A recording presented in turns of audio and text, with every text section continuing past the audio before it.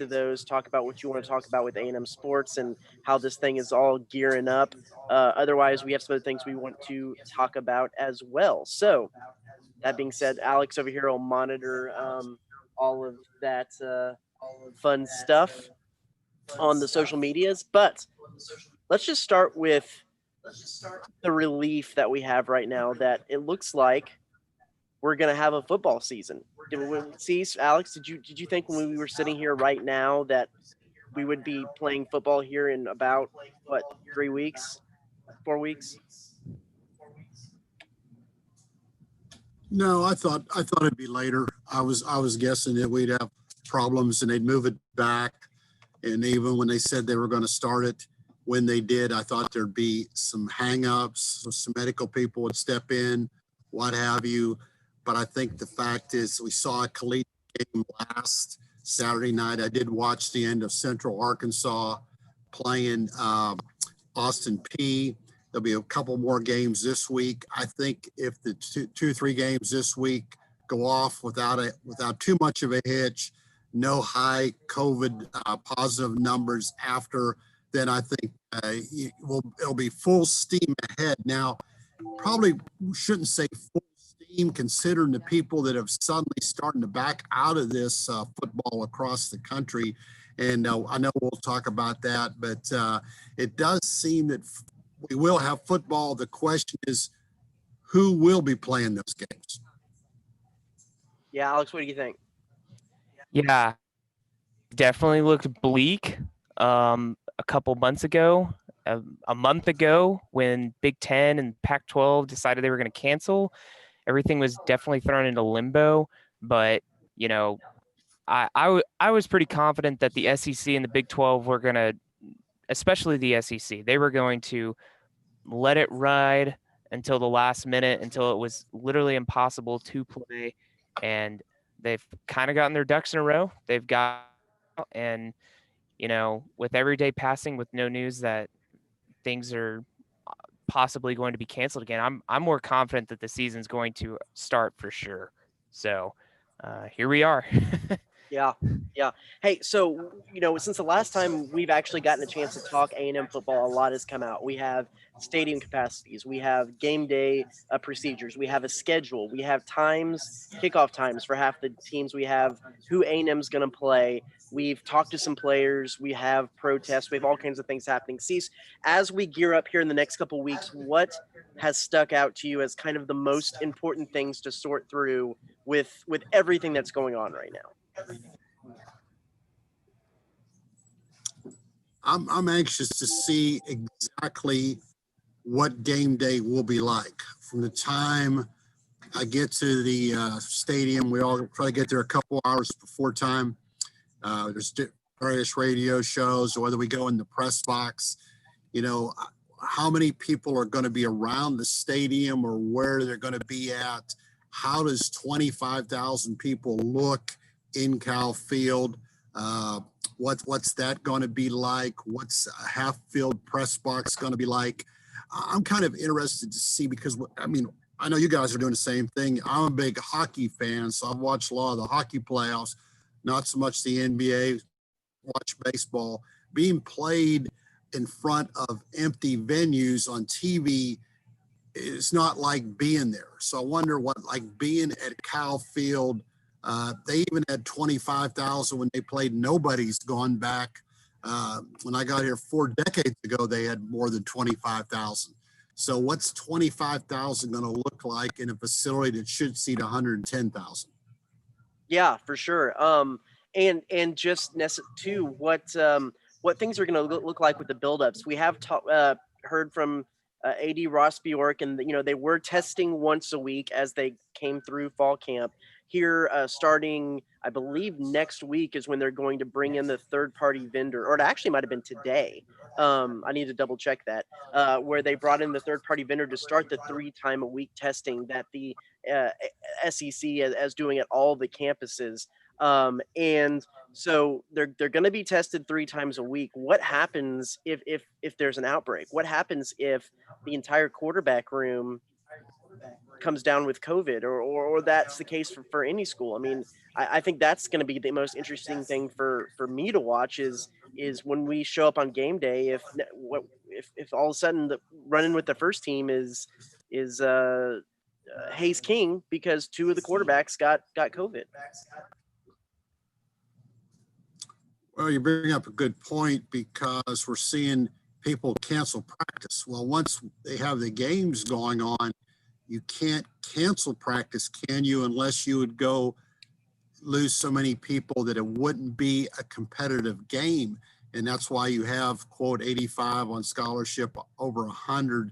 But at what point, they've talked about that, in AD meetings and coaches meetings, how many can you say, well, you still have to play? And when does that happen? At what game? It's one thing for A&M to lose 2 offensive linemen against Vanderbilt starters, but it would be another thing to lose them against Alabama or 4 offensive linemen. I don't think you'd want to go I don't think Kellen Mond would want to go to Tuscaloosa missing 4 offensive line starters, but yet what would be the protocols? Now, everyone hopes that doesn't happen, but with practices getting canceled as of last week, Auburn and a few others, you would think it's something we're going to have to deal with. Yeah. Well, we had a question come in already on our social media channels. And if you have any questions, like I said, be sure to hop on Twitter, Facebook, fire those in. Alex, read them off. We had one early one here on the Twitters asking what's the capacity of Ellis Field going to be like for Texas A&M football games, the A&M soccer team. That's still up in the air. As far as late last week, we hadn't necessarily heard the official word, but when we were talking with head coach G. Gary on kind of the announcement of their fall schedule and everything, he says they're going to proceed and operate like it's the same rules that they're going to have at Kyle Field, which would be a 25% capacity, which is going to be a lot smaller naturally, of course, at Ellis Field. But he made the argument that a 25% capacity at Ellis Field for what the kind of crowds they usually get is going to be more than a lot of the places they would travel and play. So they'll still have a little bit of that home field advantage. So as of now, they're operating under the assumption that it's going to be 25% of capacity, like they said before. Cease, do you feel like this is going to be the case for all, and including when we get into volleyball and then even basketball, which is going to be the indoor sports? Well, it's going to be interesting to see because what I could tell from looking at like the high school games around here, whatever they had their capacity, they would say that night, and we only had 1 week, it seems like less showed up. And I think it's going to be interesting, and that's why I think that A&M saying they can maybe handle all their, quote, season ticket holders, because I think a lot of people are going to stay away at first. Now, if A&M has, the Vanderbilt game goes off without a hitch, let's say they go down to Alabama, that game goes off without a hitch, it's an exciting game. I think, more people will want to come. And of course, if there's 25,000 for Florida, at what point maybe could local officials say, well, when can you go to 30%? When can you go to 35%? To me, it's football. You mentioned soccer. I really hadn't thought about that. And I hate to say that because soccer's not going to have a championship NCAA tournament. It's like right now, I think football to me is the key. How many people show up for this game? How many people want to go to those games that can't get into those games? We have another question that came in. Alex, if you want to go ahead and read, you can. He just sent me in the question. You can censor it if you want to. We can go with the censored version, but go ahead and read it off, and we'll see what we can talk about. We've got a question from our friend Henry, and he wants to ask, is Texas A&M going to kick Alabama's butt this year, or is A&M going to give them a pass? This is an intriguing matchup because, as we know, A&M was originally supposed to play Alabama the second to last week of the season, and now they're playing them in week 2. So, Travis and Cease, what do you see from the change in date between the A&M Alabama game and the Aggies' chances against the Crimson? Well, I think anytime it's tough to go to Alabama and win unless you've got Johnny Football with you. And number two, it's the home opener. You can say, well, there's only 25,000 people there. But yeah, the one guy that counts is Saban. Unless he's got COVID, he's going to be on the sidelines. And that's just a tough place to go play. And I think the earlier in the year is even worse because it's a home game. Alabama's going to be tough to beat there, and I know A&M's got this experienced team, but going in there, how good is their offensive line? How good is their secondary? I'm talking about A&M. That's just a tough first road game. You look at even the history of Jimbo and Mon. They haven't done well on the road. Yeah, they've had tough opponents in their 2 years together, but it doesn't get any tougher than Alabama. So that's just a very tough game. Now, the flip side of it is, hey, I'd rather know where I'm at right off the bat. We're going to know a lot about that offensive line. We're going to know a lot if Spiller can rush for 100 yards at Tuscaloosa. We're going to know if can Mon not have a turnover at Alabama. And then whatever I didn't touch, I know Travis will cover.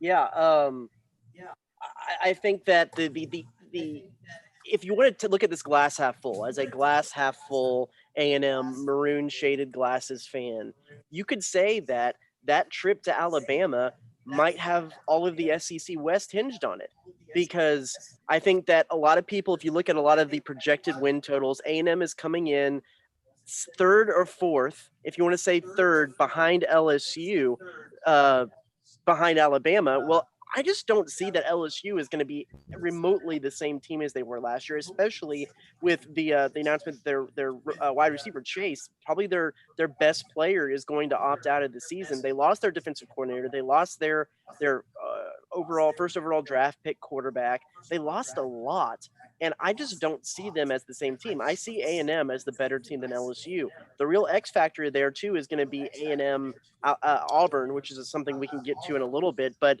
if you want to look at it glass half full, A&M was maybe going to be rolling into Alabama at the end of the season last year with potentially an undefeated record, and that could have been for the West title. Well, now if you want to look at it the same way, if you think A&M still has that same kind of firepower, they could be rolling into Tuscaloosa week 2, and that could be for all the marbles in the SEC West.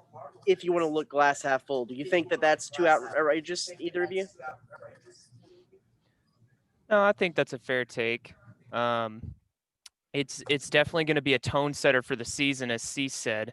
You get Alabama, then you come right back home and play Florida. I mean, A&M could start 3-0, A&M could start 2-1, A&M could start 1-2, and it'll be interesting to see where things go from there. And last year A&M played Clemson on the road week 2, and it didn't go as well as the previous year's matchup for the Aggies. And I feel like a few weeks after the game, Jamon or Kellen said, we were too amped up. We were trying to win too hard. These big game environments year after year, it'll be interesting to see the approach that they take this year, especially with that game so early on. Yeah, it all gets down to mistakes early. We've seen it all over.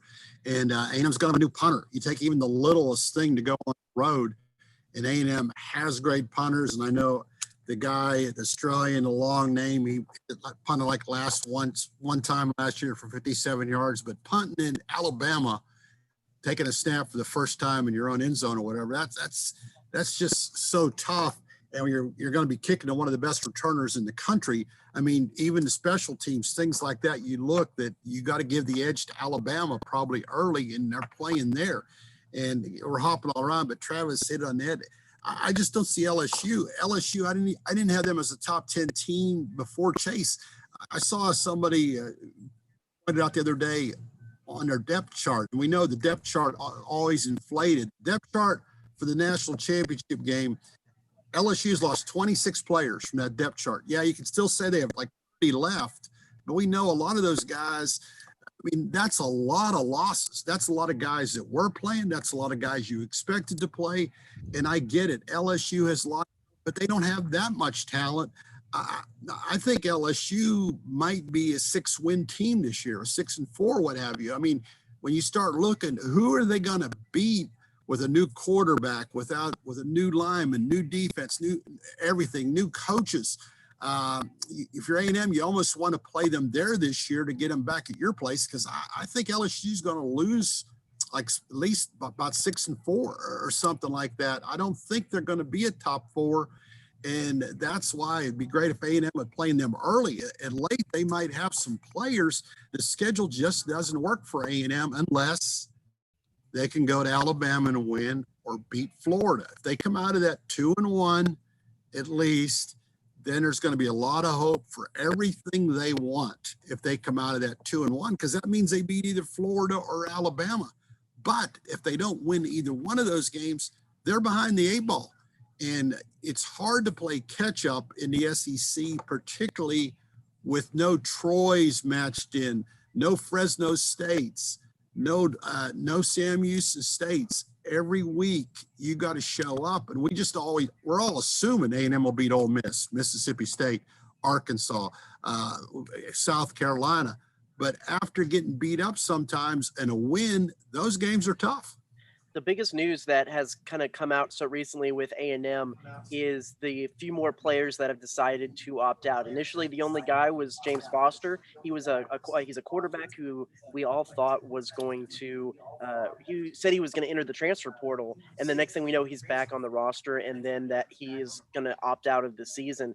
Elijah Blades, who was scheduled to be one of A&M's starting quarterbacks, opted out for undisclosed reasons. And then Derek Tucker, a safety, came out on Twitter yesterday and said that he is opting out to support the Black Lives Matter movement. Cease, I know you did a story yesterday, and you can find it on theeagle.com right now about A&M's cornerbacks and the secondary. It kind of seems like a lot of the focus now is on the defensive secondary with a few positions that might be opening up. Yeah, it's interesting that when you look across the landscape of college football, as we all do, I got to give kudos to A&M's team and Jimbo, so to speak, of really keeping everybody in-house. We see people opting out a lot the last couple of weeks. A&M's losing 3 people, but really only 1 of substance. Blades, you could say, was going to be penciled in there as a starter opposite Jones, but he had so many injuries last year. And you listen to what Jimbo said 3 times he talked to us. He talks so fast and puts those, about 5 clauses in a sentence, a la myself. And he said when, Blades, nice back on the field. So that means, remember, he didn't play the last 2 games last year. So I think Blades decided, being a transfer, I'm going to sit out a year. I'm going to get 100% healthy. I'm going to go ahead and get Schmidt, get me on the weights, get to be ready because I want to go play in the NFL. So I think that was a smart move. Tucker wasn't going to play much, if at all.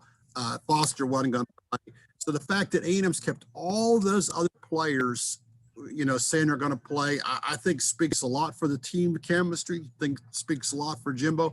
And losing Blades could hurt. Yes, it could, because just think about it. They should have had Renfro and Jones starting. That'd be pretty good starting cornerbacks, because if they get beat out, that means they get beat out by better players. Well, now they only have Jones because Renfro went to the NFL. Blades is gone. And so now we can sit there and say, all these guys look good, but in the SEC, you have to play good. And, so cornerback suddenly becomes a question mark to me. The secondary becomes a question mark. Yeah, Joe Burrow's not around anymore, and maybe the quarterbacks aren't as good as they faced last year, but it's still the SEC. You got to have good coverage. I mean, this defense didn't beat Bo Nix like it should have as a freshman last year. So I have questions on the secondary. But the fact that they have so much potential, I talked to a guy today. I was on the Tennessee radio show, whatever. And it's funny, you think about it. He goes, well, you don't have any defensive linemen. He's talking about A&M. We all know how good Clemens can be. We all know how good Marvin Leo could be. We know how good Martin can be. But, these guys haven't really proved it yet. I mean, some of these guys need to step up. We know PV can be good, but is he going to be a first or second round draft choice? So I think there's work to do on that defense. But getting back to your original point, Travis, I think it's amazing the players that haven't gone on, that I'm going to set out or I'm going to do.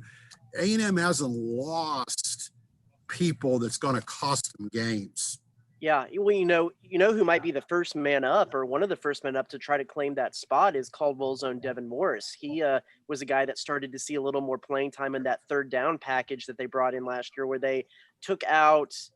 I'm trying to remember the logistics of that. They took out a linebacker to put in an extra defensive back, but then also ran Aaron Hansford out there as one of the linebackers Right. too, to kind of give it a little bit more of a dime feel on third down. And Morris had some good plays. And, I was out there talking to some Caldwell people last week, and they're actually people out there thinking it might be a good breakout season for him. And that could be definitely one of the easiest options to fill into one of those positions. Yeah, without a doubt, when you look at, I like the talent base, what Jimbo's done now in 3 years, because these guys need to step up. They need to play up all SEC caliber. See, that's my knock when you look at this team. Until they get 2 or 3 offensive linemen, that at the end of the year you go, hey, those guys should be up for all SEC honors. We're not saying that. We want to say that about Kenyon Green one day. But at the end of last year, A&M wasn't really plugging anybody for all SEC linemen, one of their linemen for all SEC honors. And until that happens, I think the offense is going to have its struggles against quality teams. And I think that's why everybody talks to this pivotal year, third year. Jimbo's had, a lot of time to evaluate this talent. Same thing with Elko. It's the third year. They need to be, one of the elite teams in the SEC, but will they? They're, I think the schedule screws them. They changed that, but still, then you make your own way. But yeah, you hit it on the head, Travis. They need a Devin Morris, a guy where the rest of the guy goes, where is that guy? Well, no, they developed him the last 2 years. We all know Leal could be an all-conference player. Well, okay, he needs to do it. Same thing with Peavy. Then when people are saying, hey, where did those guys come from? That's, the LSUs and the Alabamas, they just seem to, put those guys out, Waddle, whatever, they're 5 stars, whatever. Bobby Brown, he needs to show why Alabama wanted him. He needs to be an all-SEC defensive lineman in the middle that nobody wants to face. A&M needs more of those guys. And in year 3, you're not going to get 10 or 12 of those guys. That's only Alabama. Can A&M, and I don't know if you guys saw it. Here's a good question. I saw the guy at Saturday Down South listed the top 25 players in the SEC. I don't know if you guys saw that. And I looked at that last night and I was amazed. He had Mon number 25. Okay. 1 to 25 with Chase Langon, but he had Wiedemeyer way ahead of him, and he had Osmond way ahead of him. And I'm thinking, would you guys, who do you think are A&M's top 3 players right now? That's such an interesting thing to think about, because you're gonna have. That's what I thought. I got me thinking. You're gonna have Mon's gonna have to have a good season. Probably, you would expect for either of those 2 guys ahead of him to have a good season. Now, I know that you can analyze and scout players just on their kind of raw abilities without necessarily knowing, for instance, Christian Kirk, his senior year, didn't really have anybody who could throw the ball to him, but he still was projected high and came out. So you can look at it that way. But I think maybe the guy that probably does have the biggest upside of that group might be Wiedemeyer. I think that he has really proven that he can definitely be a threat and be someone who could move on to do big things from here. But I'll admit it. I think Mond's a pretty good quarterback. I think that Mond has had several seasons of having an offensive line that just can't do anything for him, and so he hasn't had time to go through his progressions, time to be able to read the defenses properly and things. I think that no, he's not going to be a Heisman candidate or a Davey O'Brien winner or anything like that. But I think that you don't necessarily need that in your quarterback to win in the SEC. How many times, and I know it's rough to compare A&M to any of the old Alabama teams, but how many times did Alabama just have a placeholder, not a placeholder, but just a system manager in at quarterback, and they won national championships? I think that Mond is a better than average quarterback. I think he's a quarterback that can win games in the SEC. And I think that's necessarily all that you need sometimes in the SEC. I think that defense wins. And if you want to look at a position that has, and I've kind of veered off your question a little bit here, but if you want to look at a position group right now that maybe is more concerning than quarterback or Kellen Mond, I think it's definitely going to be right now the defensive secondary with everything that's happened, like we just talked about, especially, and this is something that someone brought up to me the other day, when they go play uh, Mike Leach's wild butt circus out in Starkville in a offensive air raid system that none of them have probably seen since high school. Yeah, as Well, far as go ahead, Cease. No, you go ahead. Okay, I was just gonna say, as far as A&M's top players, Mond and Osmond definitely have to be up there. I would say it probably goes some like Leal, Weidermeyer's definitely in that conversation. Buddy Johnson, I think, has to be thrown in there. I think he has shown he is very reliable in running in the run stop. But yeah, Cease, go ahead with what you were saying. No, you brought up some good points there, and it's like food for thought when you start thinking of you had to put A&M's top 5 players 1 to 5 and how that affects the team.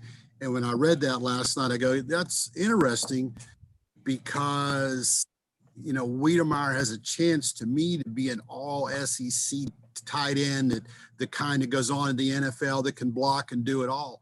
But yet it's better if Moss bit higher. It'd be better if Spiller was a little bit higher. When you see the guy had like 5 or 6 offensive linemen, and I go, boy, it'd be great if A&M had 2 of their guys in the top. So suddenly when you start looking around the SEC at the top 25 and where A&M's best players are and where they rank, you can see why they're having problems moving up that ladder because they don't have enough linemen down. If you really know your linemen, like this guy did, he had a lot of Alabama. He even had like 2 Kentucky linemen. That's why Kentucky's been good lately because they've developed these linemen. And so once again, it's just I was just interested to get your guys' take because once we talk and we're rambling around, it gets back to can you have a playmaker on both sides at all 3 levels? Like, can you have it at quarterback? Can you have on the line? Can you have it running? Can you have a linebacker? Can you have a defensive lineman? Can you have a secondary? And A&M's missing some of those spots. They need people to step up and be one of the potential top 10 players, 15 players in the league at that position. Well, and someone that probably was left off that list that actually might have an argument there too is Anaya Smith. I know we haven't seen a lot out of him yet, but if you want to talk about potential and from what we have been able to see, I mean, he could have a kind of season like Weidermeyer had last year at running back, getting just more opportunities, not to mention you factor in the punt and kick game. So I think Anaya Smith is someone that you have to definitely throw in that list. But yeah, the more I think about it, if you want to think about it in the context of who's going to be good during the season, it's a weird list to think about it. But if you want to think about it as who's going to be the best draftable players, I do think that Osmond and Weidermeyer probably have a better shot. Granted, Weidermeyer is not there yet, but at least Osmond would have a better shot at getting drafted higher than Kellen Mond if he had a good season this year. So I can see that argument. Let's veer off to one more thing here, and then we can go ahead and wrap this up. We have so much to talk about. It's been a while since we've done one of these with just the 3 of us, so we can fire one of these up later next week and get some other things. But something I was thinking about too, as we go through this schedule, we're starting to get kickoff times. We know who A&M is going to play. What do you see as the most key game this season for the Aggies? What if you just have to take a 35,000-foot view on this season? What is that one game that you have circled that might be one of the biggest one for the Aggies moving forward? Alex, go first. Okay, I would have to say it's got to be week 3. It's got to be week 3 against Florida because here's the thing: A&M plays Alabama week 2. They're not expected to win that game. If they won that game, that'd be big. But Florida is a new addition. It's one they weren't expecting to play. Florida is kind of in the same boat as A&M as they're trying to get over that hump and get into the title contention. It's Florida at home.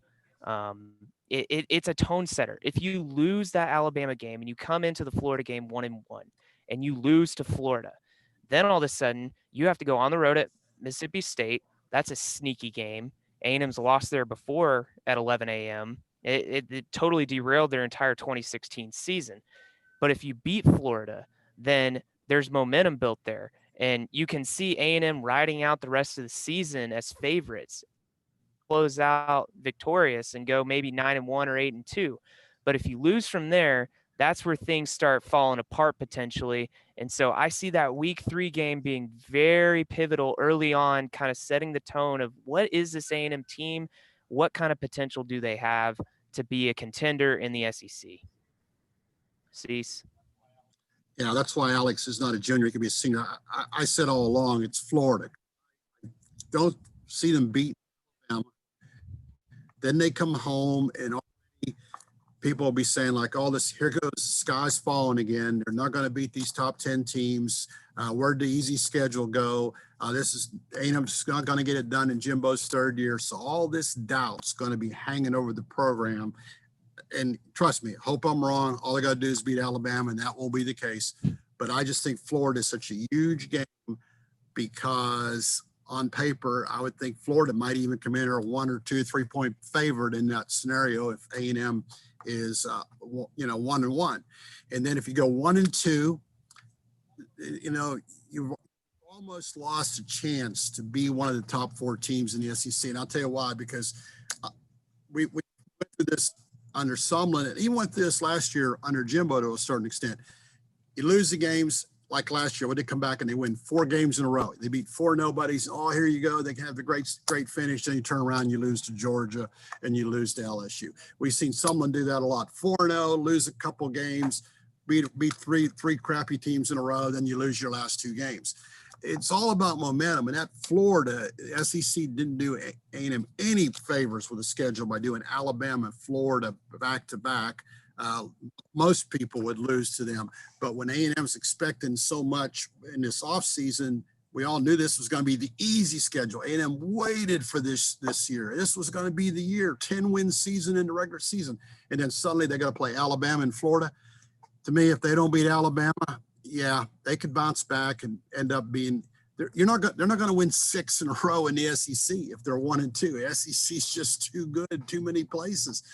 And then so you go 7-3. Okay, good luck on winning 6 out of 7 games in this league. And 7-3 would be pretty nice. But if you lose that Florida game and you're 1-2, you're probably looking at a 6-4 regular season. Yeah.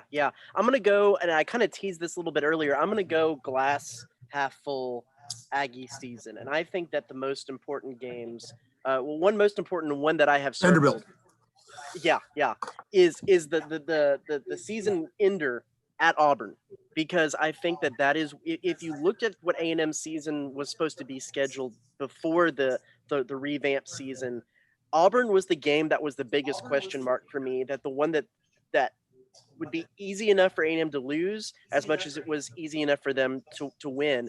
You throw in the fact, too, that they're probably going to have the best quarterback the SEC, the next best quarterback the SEC has to offer, at least the one that has the most hype heading into the postseason in Bo Nix, besides Kellen Mond. So that's going to be a big test for the secondary. So I think that Auburn is going to be one that I really have circled, because if they can get there, if they can maybe lose to Alabama, beat Florida, that Auburn game is going to be the difference maybe between, if there is a playoff, the playoff or not, or kind of achieving their dreams or not at the end of the season. So I think Auburn is going to be pretty key. I also, just for the fun of it, just have circled their first matchup with the Pirates, with Mike Leach, is going to be a fun one, because who knows what kind of system, what kind of thing they're going to plan for. And in the SEC, while things have spread out a little bit more, and it's a little bit more of a passing league, and you look at what Alabama was able to do with Tua and spread out the offense. If Alabama can do it, anyone can do it. But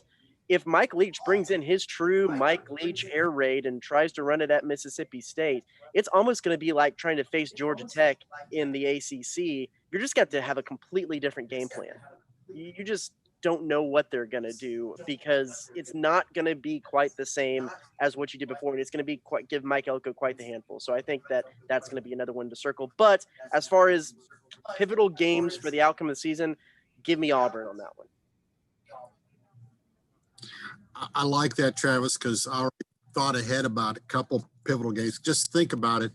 Whether you're Malzahn or Jimbo, I don't care what side they're on, but one of them 7-2, and one of them 6-3. They're both on the hot seat. Those fans are in Auburn. I mean, every time Malzahn loses, they want to kick him back to Arkansas. So, I mean, just think about that game. I don't care, like if A&M 7-2 and Auburn 6-3 or vice versa.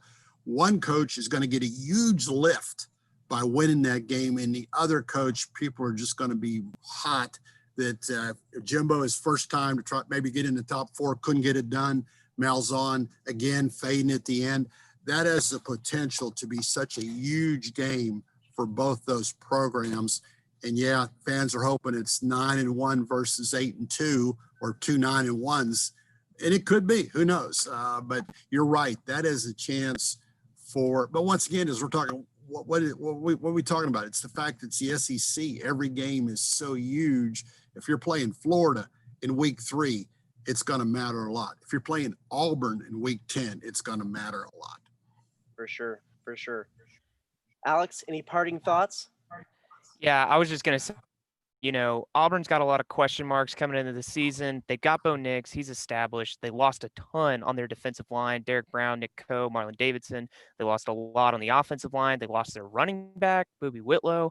I mean, there's a lot of question marks at Auburn. I think that's why I'm very hesitant to say Auburn's going to have a successful season, even though they have Bo Nix. But, playing them at the end of the season gives them a chance to figure that all out between week 1 and we'll see what happens the week before when Auburn plays Alabama in the Iron Bowl. A&M's playing LSU, but yeah, it's a 10-game SEC slate. Like they say, it just means more. Stop it. Just stop.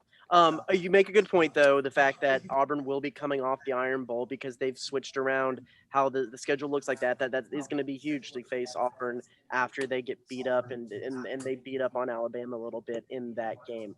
Everyone, thanks for joining us. This has been fun. We've kind of tried to be equal opportunity and bring some other people in that you can see and hear that aren't us through the summer, and we're going to probably continue to do that through the season to get ready for some of these games. But be sure to check theeagle.com, myaggienation.com for all of our good stuff leading up to the season. Like I said, Cease had a great thing on the cornerbacks situation today. Be sure to go listen to the My Aggie Nation podcast. Just dropped today. Great interview with Jeff Totes up at the Dallas Stars, who's an Aggie who is bubbled up in Edmonton. And be sure to reach out, questions, comments. We'll be doing this more often and just gearing ready for this A&M football season. Thanks, everybody, and we'll talk to you again soon.